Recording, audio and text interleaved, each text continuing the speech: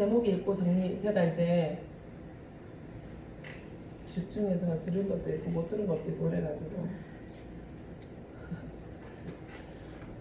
근데 보통 우리가 다이어그램을 읽어야 해서 이렇게 이제 하잖아요. 또 우리 다이어그램이 굉장히 중요한 포인트잖아요. 그러면 우리가 보통 그 성경과 할 때 이제 잘 안 되는 게 뭐냐면 다이어그램을 각 가면서 정리해 주는 거. 이게 안 되는데 요거를 가지고 우리가 복습을 하면은 좋을 것 같아요. 1가부터 6가까지 이제 제목을 읽어보는 것도 있겠지만, 자, 우리가 지금까지 공부한 것을 회색으로 표시가 되죠. 그 이야기 하면서. 자, 우리가 이제 하나님께서 세계에서 속에 내 나라 이제 이스라엘을 만드시겠다고 하시고, 자, 창세기 하면은 뭐 만드는 시기였냐면 국민 만들기. 그래서 창세기 하면 뭐가 또 발생이 되냐면 욥기 발생. 그러면서 그냥 나라를 만들어 놓은 과정을 그냥 간략간략하게만 이렇게 정리해서 창세기 하면은 국민 만들기다. 아, 출애굽기 하면은 법 만들기다. 그래서 그 법에 대한 집약 그리고 그것을 맡은 사람이 누구냐면 레위인이더라. 그래서 레위기가 발생됐고, 자, 민수기 하면은 이동이다. 땅 찾아가는 여정입니다. 그래서 시내산, 가데스바네아, 모압 평지 세 군데 어떤 일이 있었는가만 짚고 넘어가면은 민수기에 정리가 됐어요. 특별히 모압 평지에 가서 광야 2세대 가운데 다시 법을 새롭게 되풀이해 준 계명이 뭐냐면 신명기가 발생됐더라. 자, 여호수아에 오면은 이제 땅 정복 끝. 국민 만들고 법 주시고 땅이 이제 다 이루어졌으면 나라가 완성이 되어졌습니다. 나라 완성. 그러면 사사기 때부터 들어와가지고 하는 일이 뭐냐면 뭐가 해야 될까요? 이제 하나님 나라 완성됐으니까 영업입니다요. 영업. 우리가 사마에서 그거 배우잖아요. 아하자. 아름다운 하나님 나라의 자녀들. 아하자. 내가 아하자, 너도 아하자가 되게 하는 일명 영업이라는 것. 즉 전도를 해야 되는 시기가 언제냐면 여호수아 끝나고 사사기부터는 전도 공동체로서 사명을 감당해야 되는 시기입니다. 그런데 우리가 지난주에 6과에서 보니까 사사시대가 어떤 시대였냐면 엉망인 시대가 되었더라. 그런데 오늘 7과 제목을 보니까 그런데 다윗 너는 내 마음에 합한 모델 왕이다. 아, 사사시대 엉망인 시대 가운데서도 이런 다윗과 같은 마음의 합한 사람이 나왔다라는 것을 보는 과가 이제 7과입니다. 그래서 이제 7과 한번 읽어보고 그 다음에 이제 성경 오늘 배울 거 사사기 뭐 발생되냐면 룻기 발생. 그리고 오늘 뭐 공부할 거냐면 사무엘, 상하, 시편 공부할 겁니다. 이렇게 띄워주면은 다이어그램 정리 한번 해보면서 그 다음에 오늘 공부할 것과 지난 거 이렇게 연결할 수 있으니까 이것이 항상 오늘의 포인트 전에 이렇게 되어 있어요. 모든 PPT가. 그러니까 읽어보는 걸로 정리해도 되고 요걸로 이렇게 정리해도 되지만 그러니까 다이어그램을 정리를 하면 또 이 성경마다 뭐가 있는지가 자꾸 눈에 들어오니까. 그 다음에 저 오늘의 포인트를 보면 이렇게까지 할 생각이 아니었는데 오늘의 포인트를 보면 오늘의 포인트는 지금 세 가지가 되어 있는데 사사시대 성격 이해하기란 말은 사실은 좀 어려워요. 이렇게 조금 생뚱맞아요. 학생들이 이 사사시대 성격 이해하기란 말은 우리가 어떻게 바꿔볼 수 있냐면 사사시대가 어떠해야 하는가 이렇게 한번 봐보자 그 말이에요. 사사시대를 어떤 성격으로 봐야 할까? 그러면 우리가 큰 일원 사사시대 성격 이해하기는 사사시대 엉망이었네 이걸 말하는 시간이 아니에요. 이해되신가요? 네. 어떤 시대야 되냐면 하나님께서 바라시는 사사시대는 이런 시대였어야 돼. 즉 공자가 이상 국가를 꿈꿨듯이 하나님께서도 이런 이상적인 제사장 나라가 되기를 바라시는 나라가 사사시대였어야 돼. 이런 걸 보여주는 시대예요. 시간이 1번입니다. 그런데 나중에 보니까 이제 엉망이었더라. 그래가지고 룻기 이제 끼워 있잖아요. 자, 우리 어성경에서는 사사 기드온 시대쯤이라고 센터에서는 정리를 합니다. 사사 기드온이라고 나와 있진 않아요. 그런데 흉년이 들었다 뭐 이런 그 정황을 비추어 봤을 때 사사 기드온쯤이라고 센터에서는 정리를 합니다. 이게 말씀드리고 그 다음에 잠깐만 선생님. 그러면 사사시 성격 이해하기를 이렇게 포인트를 설명을 할 때 저는 이거를 불러줘요. 그렇게 네, 예. 자, 그냥 그 옆에다 어떻게 쓰시냐면 사사시대 성격 이해한다는 말은 사사시대가 어떠해야 하는가, 사사시대를 어떤 성격으로 볼 것인가 이렇게 써놓으라 그래요. 저는 마이크를 되게 보내십니다. 그렇게 하라고 그래요. 여기다가 사사시대가 어떠했나 볼 겁니다. 이렇게만 저는 네네네네네네. 그렇게만 넘어가는데 네네네. 네. 그 다음에 이제 그 다음에 그러면 3번을 볼 때 사무엘 상하 시편 공부는 아까 이제 제가 써놨었나? 사무엘 상하 그냥 다윗 상하다 아마 이렇게 이야기하셨던 것 같아요. 제 기억에 다윗 상하다. 네. 그래서 같이 끼어서 시편을 볼 것이다. 이렇게 이제 이야기가 되셨는데 포인트 1, 2, 3번으로 연결해 보자면 사무엘 상한을 여기서 다윗 시대 아니 사사 시대 연장선상에서 어떻게 볼 것인가 요거예요, 사실은.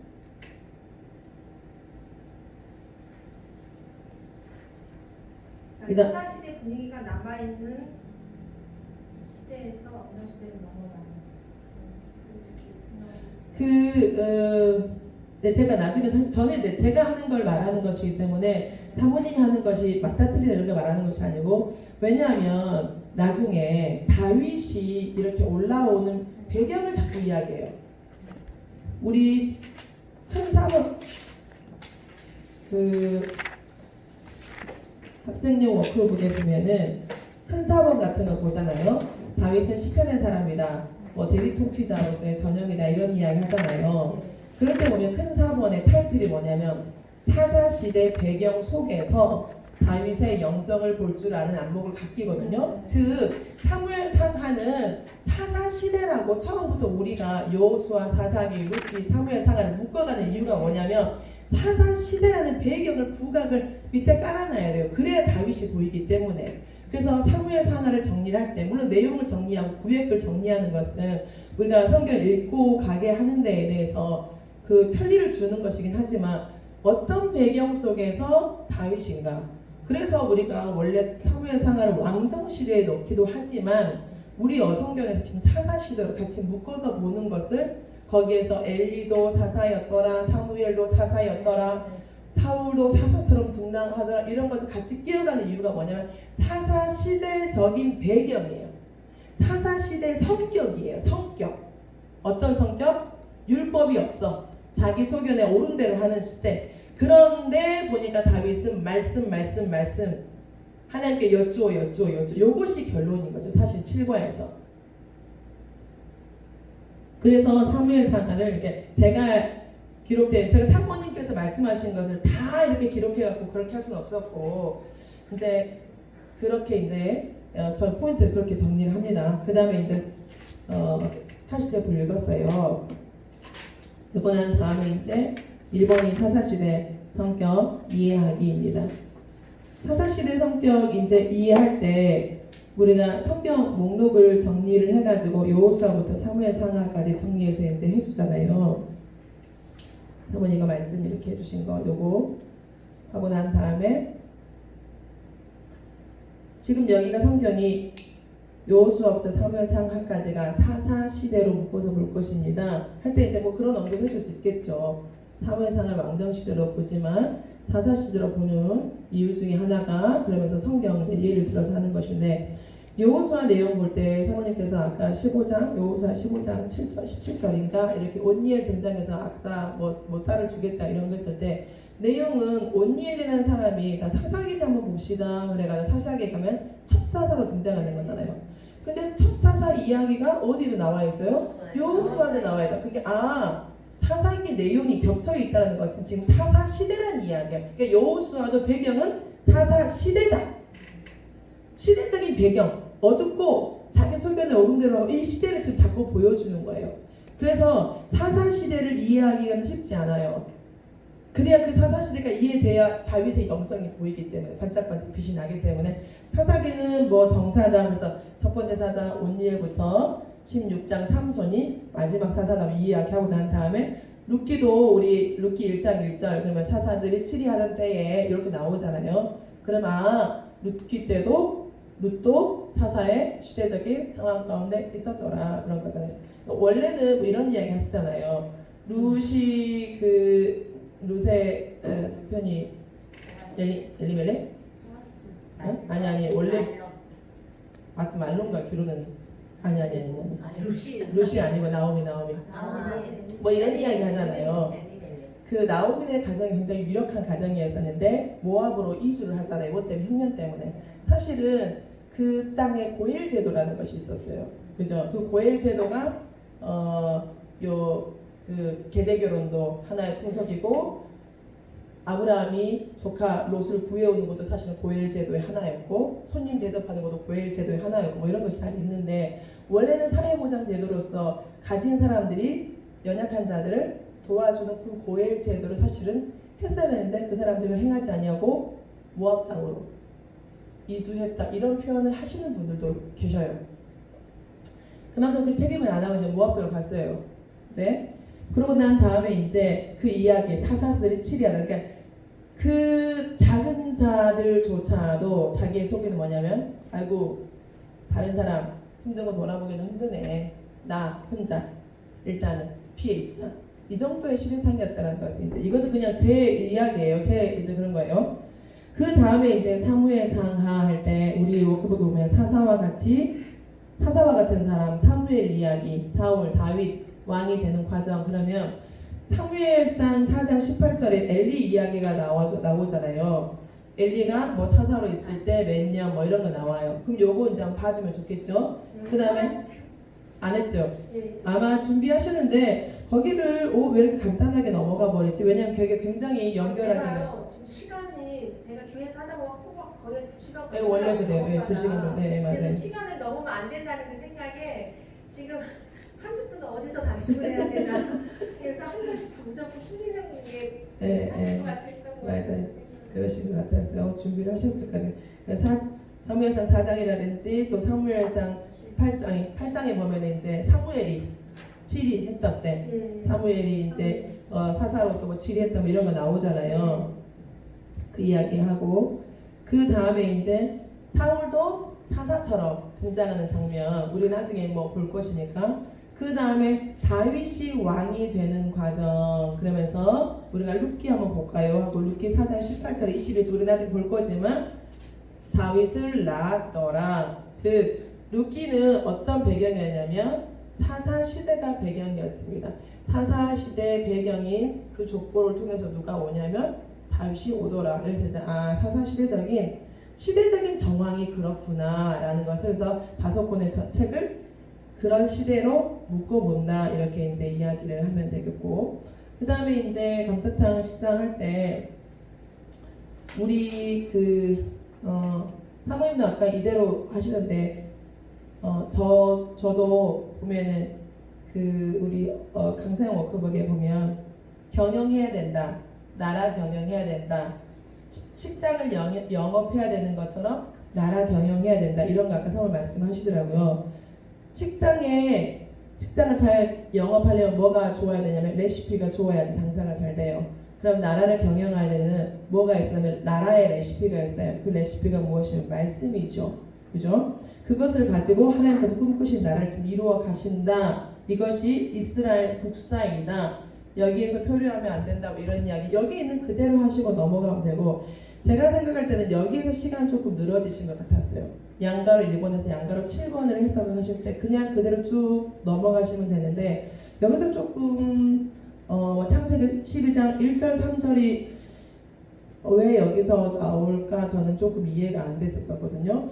물론 그것은 이스라엘 나라를 시작하게 하시는 하나님의 취지이시긴 하시는데 만일 이거에 대해서 보시고 이스라엘 국가가 보고 싶었다면은 창세기 19장을 가야 맞다고 저는 출애굽기 19장 하나님과 언약하시면서 그죠 제사장 나라가 되게 할 거다. 그것이 뭐냐면 율법 지켜라 그거거든요. 결론은 그러니까 이거잖아요. 하나님은 왕이시다.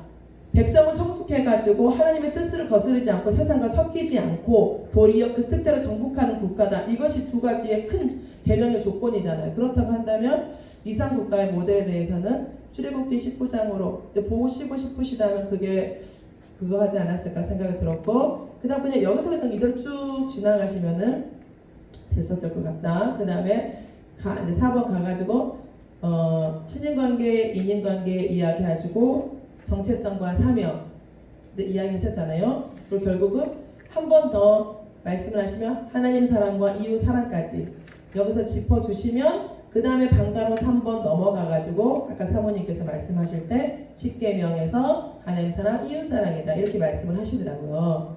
그래서 그렇게 연결을 해주면 어떨까. 그리고 양가는 7번에서 사사기 21장 25절은 그냥 읽지 않고, 왜냐하면 그 말씀은 성경방에 오시는 정도면 다 알고 있는 말씀이기 때문에 우리가 그것을 뒤에 다시 언급을 할 거거든요.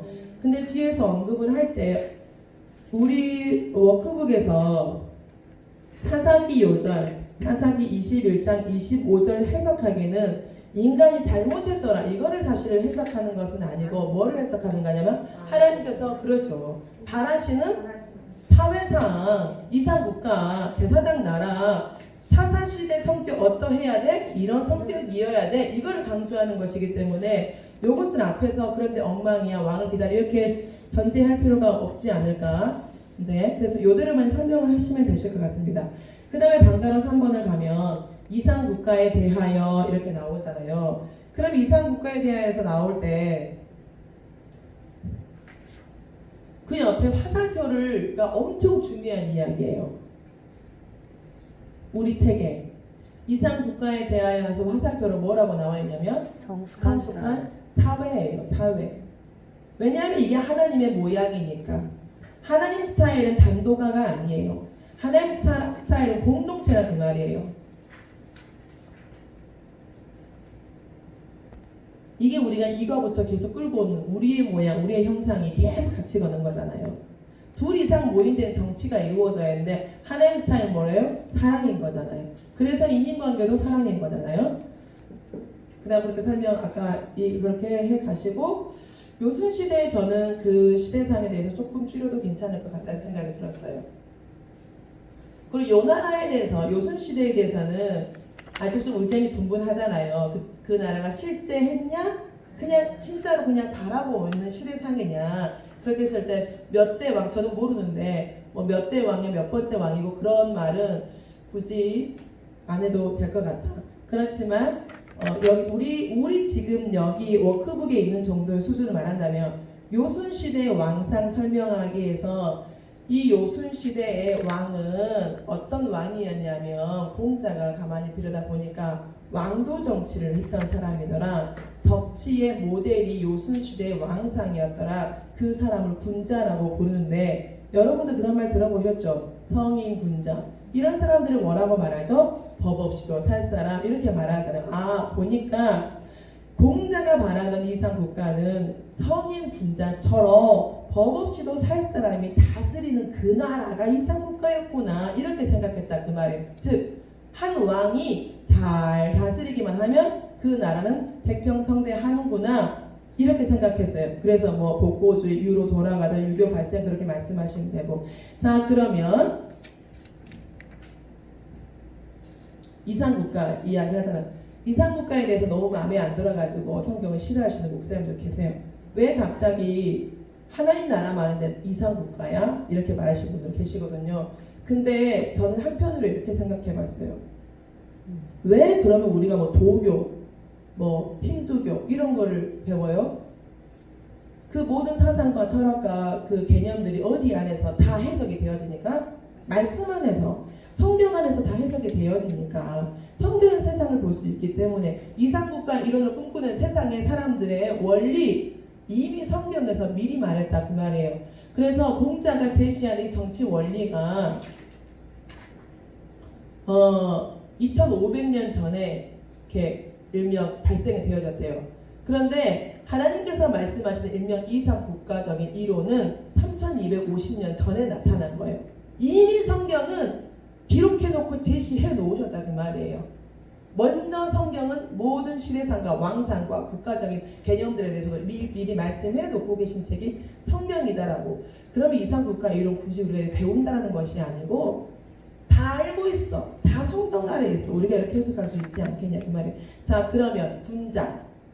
이상 이 공자가 말하는 군자는 어질게 덕치하는 왕이었더라 그랬어요. 그러면 이 어질게 덕치하는 왕이 보니까 수신해야 제가하고 지국 평천하 태평성대가 이루어지던데, 그러면 이 수신 인으로 덕치하는 왕이 되게 하기 위한 모델, 아니 그 과정이 있습니다. 수신한 상태가 어떤 상태냐면요, 종심소요 불유구의 상태예요. 자기가 어떤 것에서도 흔들리지 않고 잘 서 있는 수신된 상태, 인간 완성의 최종적인 단계가 어디냐면 종심소요 불유구의 단계더라 그 말이에요. 그러면 이것이 그냥 되냐? 이런 성이 아니에요. 여기는 거룩할 성이잖아요. 성스러운 성이잖아요.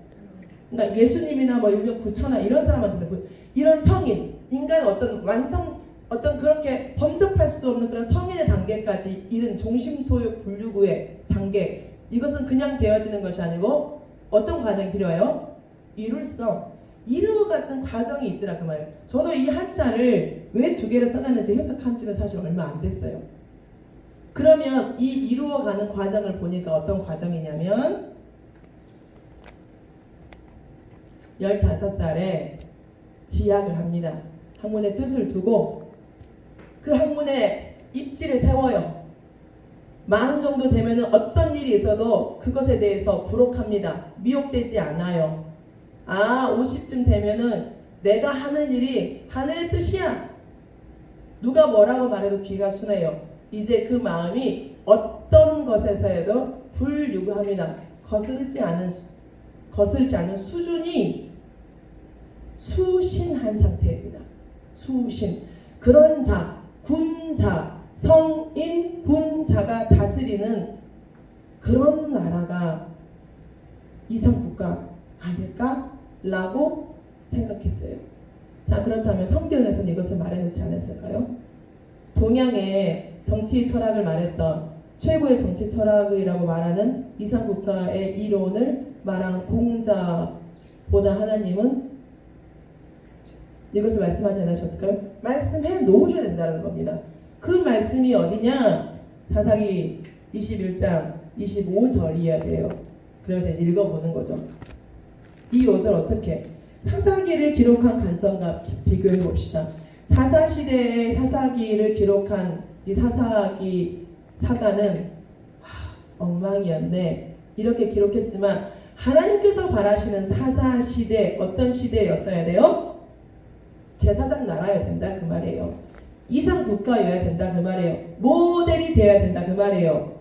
왕이 없어도 자기 소견대로, 즉 종심소욕 불유구 한 상태에 이르는 그런 사람들이 있어야 된다 그 말이에요. 그런데 공자는 그런 사람 한 사람만 있어서 다스리면 나라가 태평성대한다고 하는데, 하나님께서는 그 정도에 만족하시는 분이 아니십니다. 하나님께서 바라시는 이상국가는 성숙한 사회였어요. 성숙한 공동체. 각 개인도 성숙해야 되고, 즉 교회 공동체도 성숙해야 된다 그 말이에요. 대한민국의 모든 교회들도 성숙해야 된다 그 말이에요. 하나님이 기대하신 이상국가였습니다. 내가 거룩하니까 너희도 거룩해라. 그래서 하나님께서 그것을 가르쳐 주신 육과에서 방법이 뭐냐면 제사와 절기잖아요. 거룩의 모습을 지킬 수 있는 실제적인 법을 주시면서 그렇게 행하면서도 나를 그렇게 사랑하고 이웃과의 관계에서도 사랑해봐라. 그러면 왕이 없는 것 같으나 사회는 태평성대하는 수준이 된다. 왜? 참 하나님이 왕이시기 때문에. 그래서 이 하이폰 있잖아요. 이것을 아까 하셨는지 안 하셨는지 잘 모르겠는데, 아까 하신 것 같네요. 자, 그러면 우리가 이 표 언제 보셨냐면 3과에서 보십니다. 하나님의 절대 주권과 인간의 자유의지에 대해서 하나님께서 아담에게 뭐를 주시냐면 왕권을 주셨어요. 너가 다 다스려. 네가 다 통치해. 뭐를 대신해서요?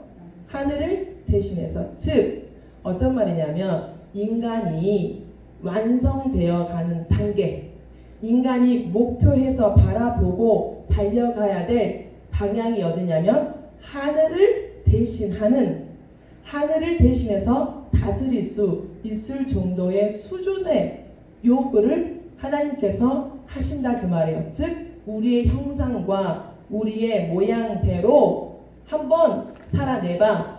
이것을 천자사상이라고 합니다.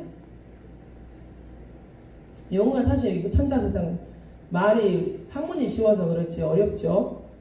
그런데 이것을 가장 잘 나타내신 분이 누구시냐면 예수님이시죠. 뭐만 봐도 그러냐면 주기도문만 봐도 뜻이 하늘에서 이루어진 것 같이, 즉 하나님의 절대 주권이 하늘에서 이루어진 것 같이 땅에서도 이루어진다. 그것을 누가 해내요? 하늘을 대신해서 통치하는 하늘 아들들이, 하나님의 사람들이, 하나님의 성숙한 나라들이 그 일들을 해내야 된다. 이것이 성인의 수준.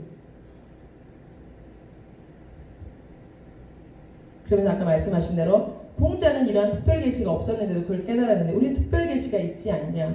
기록해 놓은. 이건 이제 이야기하면, 그런데 이런 가정이 그냥 되냐? 그냥 되어지지 않더라 하면서 이 안가로 3번에 수행이 필요하고 훈련이 필요하다, 성화의 과정이 필요하다 그랬어요. 그래서 아까 사모님 아까 말씀하신 대로 순정해 보니 그런 것이 이제 있었더라 했는데, 이것을 지켜내려면 매뉴얼이 있어야 된다. 이게 이제 가장 중요한 이야기죠. 계속 해오시는 말씀은 어성경에서도 그렇고 성경에서도 그렇고 계속 하시는 말씀은 그 기준선이 어디냐면 말씀인 거죠. 성경. 그래서 우리 21세기 우리에게는 말씀이 생명이다. 자기 속에는 옳은 대로 행해도 과히 하나님의 뜻에 어긋나지 않은 그런 경지를 위해서, 예수 그리스도 성품이 우리 가운데 회복되는 그 경지를 위해서, 우리의 형상과 우리의 모양을 회복해가는 그 경지를 위해서 오늘 안 돼도 다시 한번 일어서서 계속 경건의 훈련, 경건의 모양을 가져야 된다. 그래서 잘 안 되지만 오뚜기처럼 또 일어나 봅시다. 실패했어도 다시 힘주실 주님 믿고 한번 갑시다. 나는 죽고 예수를 한번 살아봅시다. 이게 연약하지만 하나님께서 사람을 들어쓰시는 방법이라고 합니다. 이렇게 오늘 넘어갑니다. 4번 그래서 왕을 기다려요. 왕을 기다리는 사사기라고 이야기했어요. 왕을 기다리는 사사기. 왜 여기서 왕을 기다리는 사사기라고 이렇게 표현이 되냐면 그 다음에 우리 강사의 워크북에 187쪽 있잖아요. 다윗을 찾아내고 멈추어서는 룻기 해가지고 우리가 어떻게 써있냐면 이렇게 사사기가 최종적으로 머무는 곳은 다윗이다 그래요. 사사기라는 것은 사사 시대적인 성격에 대해서 이제 이야기하는 거잖아요. 그러면서 이제 이렇게 이야기하고, 자 그러면 그렇다면 그런 왕이 있었냐? 모델왕이 있었냐? 뭐 다윗이다. 자 그러면 우리가 다윗을 오게 하려면 룻기라는 책을 읽어야 합니다 하고 룻기를 쭉 이제 읽어갑니다. 읽어갈 때에 제가 저기 읽는 것 같아요. 결혼 이제 뭐 주례 월 연구하고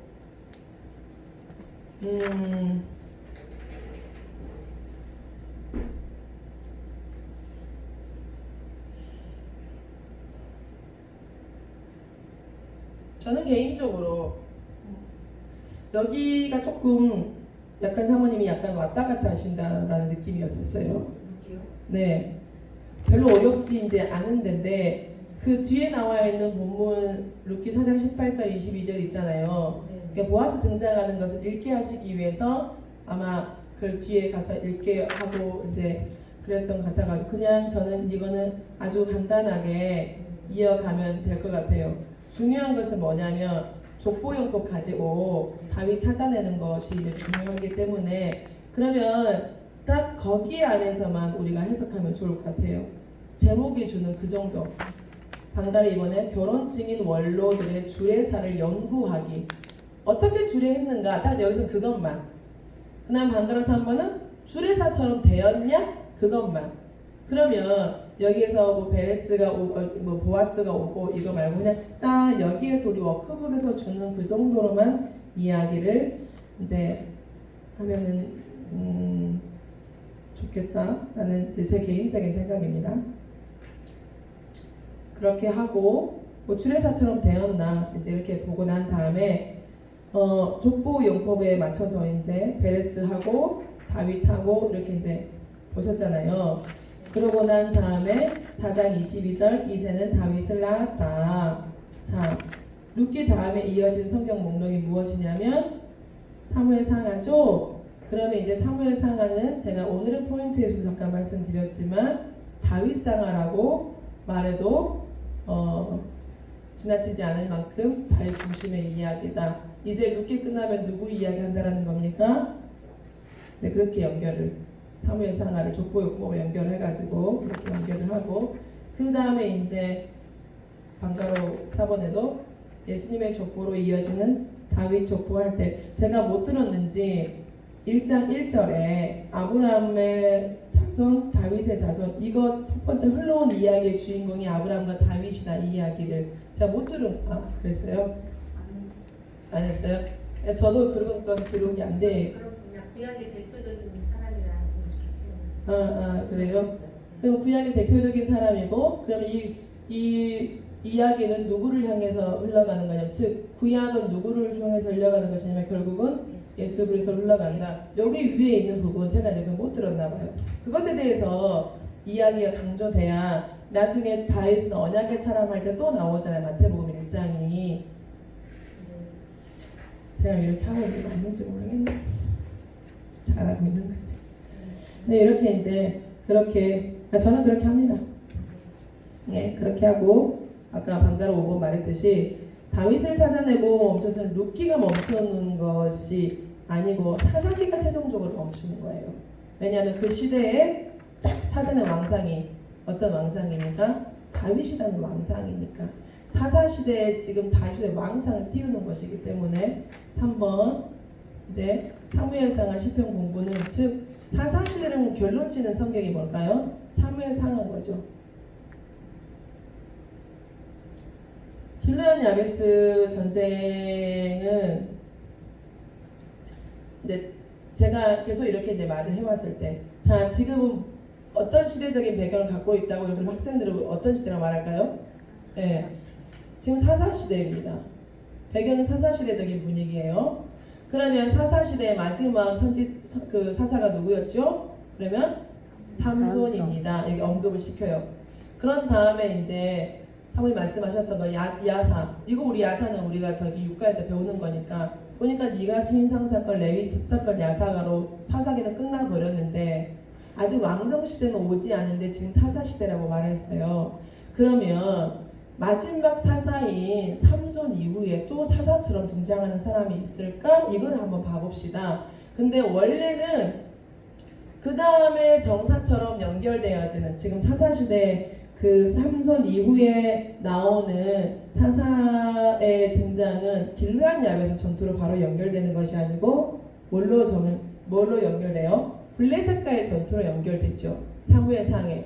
그래서 법궤 빼앗기고 막 이런 이야기. 그래서 나중에 미스바에 모여서 회개 운동하고 하니까 사무엘이 그때 사사로 등장하는 거잖아요. 원래 그 다음 연결은 사무엘상 4장. 그 다음 연결은 암몬과의 전투 연결. 거기에서 승리하니까 왕으로 옹립하고 이런 순서되니까 그렇게 한번 짚어줘도 되겠죠. 그 다음 전쟁 보니까 블레셋 쳐들어왔고 그때는 사무엘이 이런 사사적인 역할을 하더라. 나중에 사무엘님 정리하실 때 보니까 그렇게 정리하시더라고요. 사무엘상 7장 이때 이렇게 막 사사로서 역할을 하는데 이렇게 하시더라고요. 그 다음에 이제 여기 11장 등장하는 거 이야기할 때 자 우리가 보면 다윗과 골리앗 싸움할 때 어떻게 싸우냐면 대표 한 사람씩 나와가지고 싸움했던 당시 전쟁의 상은 그랬습니다 하면서 이때 그 대표 주자로 누가 일어서냐면 암몬과의 전투에서 사울이 일어서죠. 할 때 베냐민과의 레위 사건 이야기는 안 하셔도 될 것 같아요. 왜 하면은 안 되죠. 할 이야기가 없죠. 그런데 이제 왜 그거에 대한 이야기는 만약 하게 된다면 6과에서 살짝 이야기해 주면 좋죠. 베냐민 할 때 베냐민 사람들의 있는 외갓집이 어디니까? 길르앗 야베스니까 그잖아요. 자기 사울의 외갓집이 어디예요? 길르앗 야베스니까 열심히 조금 특심일 수 있겠죠. 내 외갓집에 암몬이 쳐들어와서 눈을 하나 안 빼면 어쩐다고 해? 그래서 이걸 그냥 재밌게 이야기해주는 성경 보면서 너 오른눈을 빼야 내가 너희와 평화 협정을 해줄 거야 막 이런 이야기 하면서 그럴 때 그 소리를 듣고 여호와의 신에 감동된 누가요? 사울이 등장을 하죠. 치던 소를 12겨리로 찢어가지고 막 보내가지고 올 때 이게 모이라고 할 때 군사 모집할 때 이스라엘 따로 유다 따로 요 장면은 그때 잠깐 보여줘요. 그걸 그냥 재미있게 이야기해줍니다. 자 지금 무슨 시대라고요? 사사시대. 사사처럼 지금 사울이 등장해가지고 있습니다. 그냥 이렇게 이야기하면 될 것 같아요. 재미있게 그냥 그 사사시대적인 그래서 서사의 역할을 하고 있구나. 그 다음에 이제 사무엘상 구조 이야기하고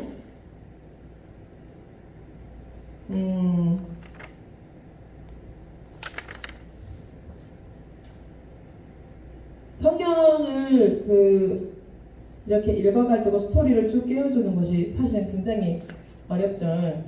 아까 보니까 사모님 대세김 성경 갖고 있으시던데 대세김 성경 아세요? 네. 사모님들 아세요? 대세김 성경에 보면 거기 빨간 줄이 그어져 있어요. 좋아요. 일면 스토리가 쭉 연결되게. 네. 겁나게 비싸요. 7만 원인가 뭐 그랬던 것 같아요. 누가 사줬거든요. 저도 집에 있긴 있어요. 저도. 그러면 우리가 사무엘상을 이제 이렇게 볼 때 이건 것 같아요. 제가 성경학을 하면 할수록 우리 학생들한테 구획을 잘 정리해 주면 돼요. 창세기 1장부터 11장까지는 인류 일반 역사, 12장부터 15장까지는 아브라함, 이삭, 야곱 이야기로 뭐 만들기? 국민들 만들기. 출애굽기 구획 정리 1장부터 19장까지는 짠짠짠이에요.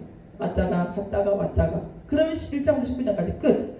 19장부터 마지막 40장까지 하는 일이 뭐냐면 언약하고 법 주고 성막 만들면 끝. 그럼 출애굽기 구조가 이렇게 눈에 조금 보이잖아요. 자 민수기 세 지점 이야기만 하면 돼요. 이렇게 구획을 정리해주면 이미지를 가지고 이제 성경의 내용의 해석을 목사님들이 해주실 거니까 우리들은 그렇게 가이드를 해주는 것이고 어떤 배경에서 어떤 주제를 가지고 읽을 것인가만 가이드를 해주면 그러면 여기에서 중요한 것도 사무엘상하를 먼저는 왕이 되기 전 왕이 된 후 요거 정확하게 나눠주고 그 다음에 사무엘상을 세 부분으로 나눈다. 첫 번째, 두 번째, 세 번째. 사무엘 중심 이야기, 사울 중심 이야기, 다윗 등장 이야기. 이거 다시 한번 짚어주고 난 다음에 사실은 우리가 말하는 이야기는 거의 대부분 많이 알던 이야기예요. 사무엘상 안의 스토리는. 그러면 큰 탑픽만 이렇게 쭉 지나가면서 몇 장부터 몇 장까지 누구 이야기라고요? 그러면 내가 그냥 이미지로 사무엘상 성경만 오기 전에 몰랐는데 끝나고 나니까 사무엘상 구획이 정리가 돼. 세 부분으로 나눠주구나. 그럼 1장부터 몇 장까지 사무엘 한번 이야기를 읽어볼까? 그럴 때 중심되는 이야기가 자 아까 사모님이 이런 요거 이야기하셨죠. 그 사무엘상 1장을 아까 읽으셨던 것 같아요. 에브라임 산지.